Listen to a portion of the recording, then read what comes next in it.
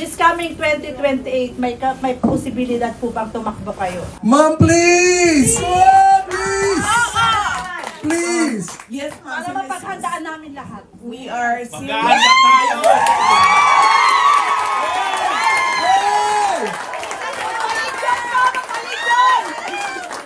We are seriously considering, ma'am. Please!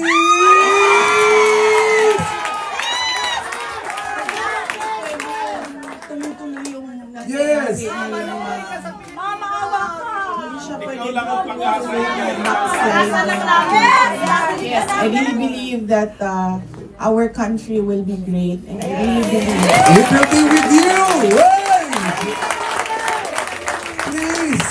Mahirap siya ipaintindi sa ating mga kababayan, and mahirap yung kailangan natin gawin kasi you really have to stand firm, especially with government policies para maayos siya. Pero paniwala po, kung magkaisa lang yung mga tao, alam natin kung saan tayo papunta, maggagawa ng ating bayan. Yes, ma'am, isa din yan sa kailangan bantayan ng mga kandidato.